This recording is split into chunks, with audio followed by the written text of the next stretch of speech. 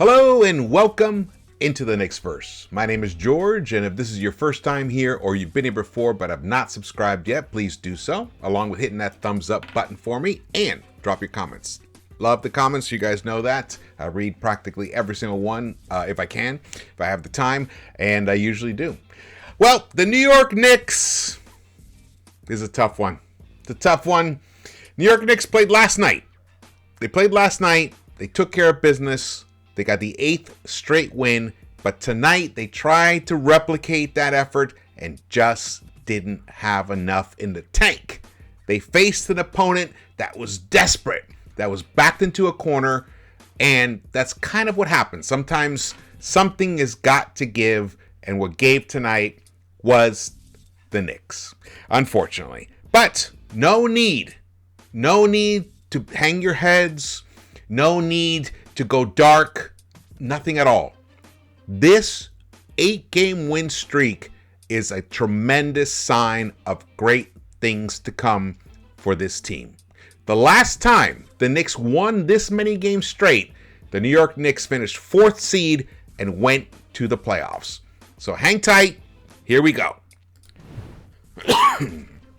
Had a cough right in between. I'm trying to hope I coughed right when the transition happened. Well, here we go. Knicks lost 113-106, and the game was a lot closer than the final score indicates.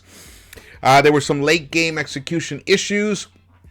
Again, the Knicks played just last night, so they got back at it 24 hours later against a very, very desperate opponent. As you'll see here, I tweeted this out, the end of 2 streaks. Knicks had won 8 straight, and Raptors had lost 5 in a row. Toronto wins 113-106. End game was a lot closer than final score indicates. Hard fought finish on second game of a back-to-back for New York. Friday versus Bulls. Knicks can start a new winning streak. Well, I think I ran out of characters there for that tweet. And that is the facts. Last time the Knicks won 9 straight, they lost that 10th game, and then they won 10. They won 3 more to win 10 out of 13. No, they won 12 out of 13. What am I talking about? Win 12 out of 13. So for all we know, they can continue doing this. This was always going to be a tough one. When you looked at the calendar, second game, Toronto, back-to-back, it was rough. And it was a tremendous effort from Pascal Siakam tonight. That was the major difference. The truth is, really, Toronto didn't have much else offensively other than Pascal, and it took him a tremendous effort. He shot 68%, and he put up 25 attempts. He finished with career-high 52 points tonight, 9 rebounds, and 7 dimes. He's averaging 7 dimes this season. I'm gonna just shout. I love Pascal Siakam. I love his game. I love his approach. I love his whole story. And he's finally delivering on the promise. He had like a down year there because of injuries, whatnot. But tonight, he really showed up for Toronto. But remember, Toronto had lost 5 straight. So, keep going here. But our hero tonight was R.J. Barrett. As New York Basketball tweeted out, R.J. Barrett as his hometown Raptors break the Knicks win streak. He played 46 minutes tonight. 46. Only 2 minutes. He wasn't on the court tonight. Wow. 30 points tied team high. 11 of 19 shooting. 4 of 6 from the three-point line. Unfortunately, 4 of 6 from the free throw line. 5 boards, 5 dimes, 1 steal, and 4 turnovers, which was really the story. The turnovers was the killer. In fact, R.J. Barrett had more turnovers than the entire Toronto Raptors team by 1. The Knicks as a team had 16 turnovers and some devastating ones in that fourth quarter. After the Knicks had come back and taken the lead, they took the lead on this play right here. Drives down the lane, he throws it down, and the Knicks take the lead. And please. Drives down the lane, he throws it down. Worth the third look. Take the lead. And please. Drives down the lane, he throws it down. Yeah. So he committed 4 turnovers, and the team as a whole committed 16 turnovers, and that was just too much for the Knicks to overcome in the end. They actually did overcome it. They did overcome those turnovers in that fourth quarter and took the lead on that dunk, but then they came back. I'm not sure who committed the turnover on a pass to Randle. It went right through his hands. And then there was another turnover by, I think it was Brunson, actually. Brunson, probably one of his worst games as a Knick. And it was due eventually. I mean, every player is going to have a bad game. Second game of a back-to-back. You guys got to remember that. Yeah, Brunson had two devastating turnovers in that fourth quarter. And even IQ had a turnover, and IQ had a great game. This was a great game for IQ tonight. Didn't start out great, but it sure finished great for him. In fact, he almost got us back. He actually did get us back into this game. He got 12 points by himself in that third quarter. 12 points in the third quarter. He did hit a three-pointer in the fourth quarter, but for some reason we didn't keep going back to him. He obviously had a hot hand, and we didn't go back to him. Now, Randle stepped up in the fourth quarter, hit 5 of 6. For 10 points, 4 boards. RJ, 6 points in that fourth quarter. Did I say fourth quarter for Randle? I'm sorry. I meant fourth quarter for Randle when he shot 5 of 6. And RJ hit 3 of 6. So the RJ and Randle combined for 8 of 12 together in that fourth quarter. And 4 rebounds for Randle, 3 assists, and 1 steal for RJ in that fourth quarter to help him get back in. The Knicks were down. At one point, we were down 14 points. 14 points in this game, and they battled back. So, could this have been different if they had an extra day of rest in between these two games? Let's say they played on Thursday, tomorrow night, instead of they played tonight, back-to-back? Possibly. You know, there's Friday night is the Bulls, and then Sunday on Christmas Day, big game against the Philadelphia 76ers. So they had to, make sure the schedule worked out so that they could play on Christmas Day. So tonight was that game. It was the sacrificial lamb game, and it does hurt. It hurts because I wanted this streak to keep going, but this is not the night to gripe. Not the night to gripe. This is the night to celebrate the 8. 8 straight wins. It means a lot. I don't want to hear excuses. I don't want to hear people, oh, well, they were playing teams that, they were shorthanded, blah, blah, blah. No. In the NBA fucking A, you win 8 straight games, you applaud yourself. And your fans gotta applaud your team. There's no ifs, ands, or what about it. Could Thibs have approached this game a little differently? Does this reveal the soft underbelly in Thibs when it comes to playoff time? And I'll explain that later, what I mean by that. Possibly. But we cannot discount the trend, the moves that Thibs has made to put this team in a winning situation now. And that is inserting Grimes into the starting unit. Well, actually, he had already done that before the streak began. But Grimes got this, he finally got his legs under him and started connecting, but he didn't play tonight. So not only did we play the second game of a back-to-back, but we were also shorthanded a very instrumental player defensively. A player that we could have really used to battle versus that length that Toronto threw at us. It was Fred VanVleet started the game, and everybody else was over 6'8" or more. Every other player on Toronto was over 6'8" or more. In fact, they had, in that first quarter, at the start of the game, Juancho Hernangomez, who is 6'9", he was the one guarding Brunson. They wanted to disrupt Brunson's vision, and Juancho's length. It made it difficult for Brunson to get around, and Brunson got off to I think it just threw Brunson off his rhythm. So that adjustment worked, which I will go back to that. See, adjustment. Nurse. I'm not 100% sure if that is an adjustment. I'm not sure if that's... Well, the adjustment was putting Hernangomez on Brunson. So tip the cap to Nurse. But that's the kind of thing that I want to see. I want to see from Thibs. Tonight could have been a night. Well, before I get to that, here we go. Here's a tweet from Ian Begley. We love Ian Begley here on the Knicks-Verse.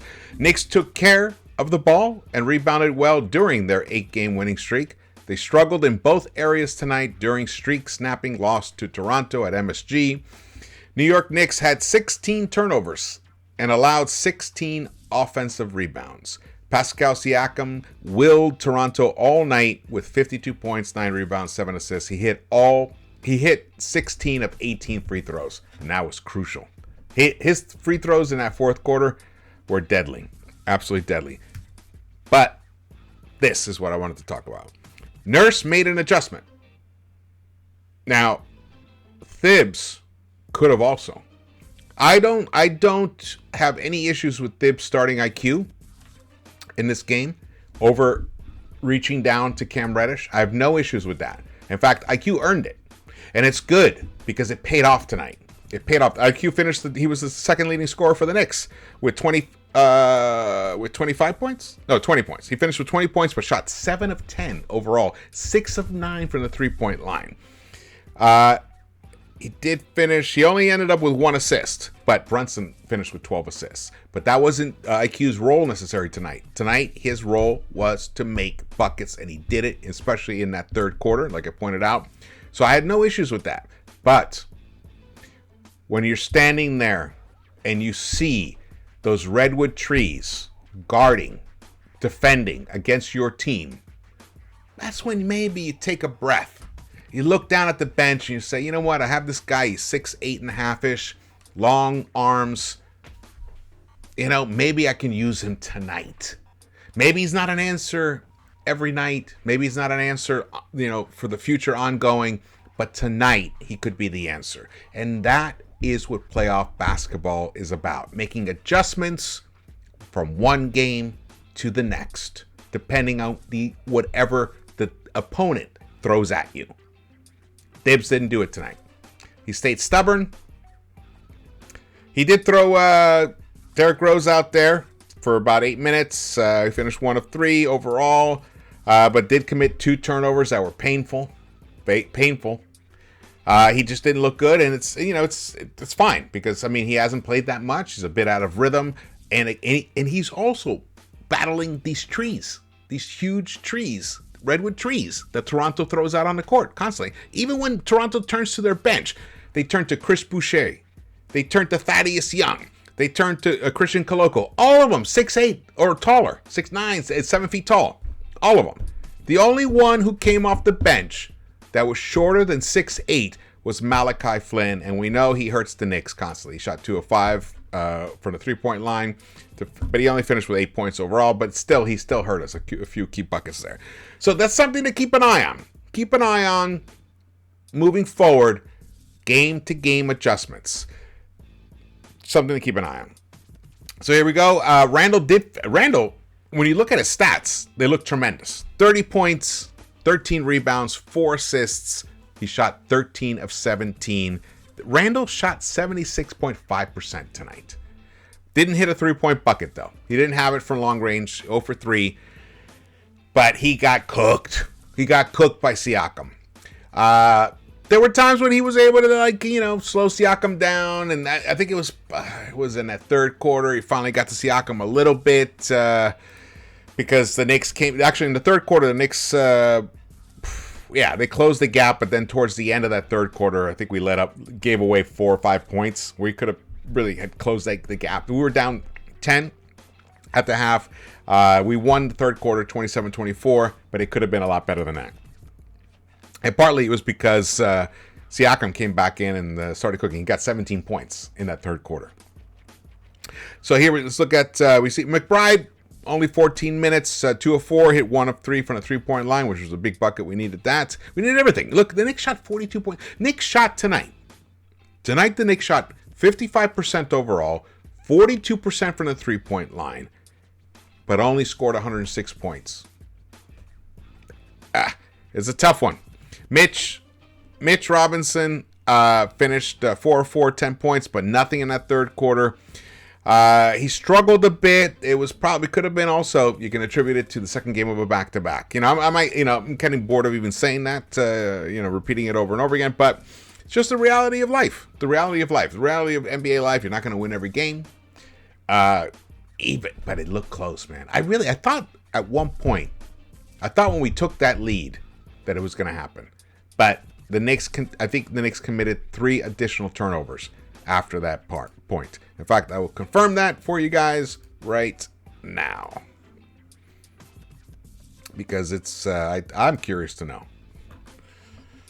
I'm curious to know. All right, let's move forward. Who else is the shot? Look at RJ, 11 of 19, 4 of 6 from the three-point shots. His three-point shot looked good. 5 boards, 5 assists, 12 assists for Brunson. Brunson was 3 of 14 overall. Missed all 3 of his three-point shots. Finished with 7 points in 39 minutes. That's a run out of gas. When you look at that, you're like, oh yeah, it's obvious. They ran out of gas. And then on top of that, they're missing a key player in that starting unit, especially defensively. So that's a rough one. It's a very rough one. Let's see here. How come it's not showing me this? Here we go.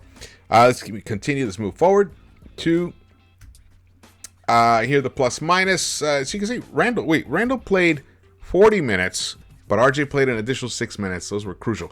The second unit was struggling for the Knicks tonight because IQ was part of the starting unit. So IQ is the key engine of that second unit, and we're down Obi. So it was difficult. It was difficult to either cut back into the lead or extend whatever lead you actually have while the second unit was out there. It was tricky without IQ, or it was basically because of IQ. Randle was a +7, Mitch a +9, but Brunson a -1, RJ a -10, mostly because he plays with that second unit. While what Thibs has done is he's staggered the minutes of RJ and Randle. In general, he's been doing it for a while, so that never is there a time where both are off the court, because both units, the first starting unit and second unit, need one of those two out there. So RJ is the one who comes out first, and he comes back in with the second unit, and that's what happens. And tonight, the second unit was ineffectual in general. Hartenstein a -16, Sims a -11, and Deuce was a -14.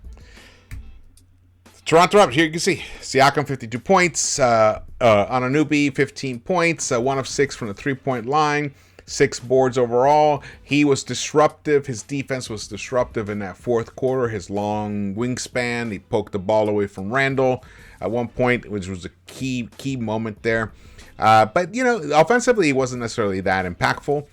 Same with Van Vliet, 10 of 24. He needed 24 attempts to give you 28 points, but he did hit a big three-point bucket late in that fourth quarter when it was just a 1-point lead for Toronto, and the Knicks were coming on strong. We had the lead. We gave up the lead, and it looked like, the Knicks were starting to get stops, and Van Vliet just threw a three-pointer up, and it went right through the net. And that was pretty much the rest of the game. That was it. That was it for the game. You can see the reboundings were pretty even, but the offensive board situation was not. For probably one of the first times in a long time, the Knicks lost the offensive boards battle. We were a -7 in that. They got 16, we got 9. And with assists, we won that battle, which is awesome, but we were destroyed. Here it says the Toronto got 5 turnovers. It's funny. NBA.com says 4. Here it says 5. Only 5 turnovers for Toronto. It's hard to beat a team. It's hard to beat a team that only coughs up the ball 5 times when you're giving it up 17 times. So they got 21 points off our turnovers, and we only got 9 off theirs. That's a -12, and that is the ball game. Well, the Knicks play Friday. Chicago Bulls coming to town for the 3rd game within 10 days. It's going to be a fascinating game. I am so fascinated to see what happens. I have a feeling the Knicks are going to come out Ike. They're going to destroy the Bulls. That's the feeling I have. I feel like they know they have the Bulls number, and now we're here in New York, and they're going to want to get back to their winning ways. So fingers crossed, I feel like they're going to take care of business on Friday, and then on Christmas Day, the big battle versus the Philadelphia 76ers, who I believe are the team right in front of us. Yes, they are in 5th place. We are now 1 full game behind them. They are 18-12. The Knicks are 18-14. That's right. I can't believe I'm even saying that the Knicks have won 18 games already. and it's not Christmas yet. Fantastic. I am so proud of the effort that this team has put forth in the past 9 games, even tonight.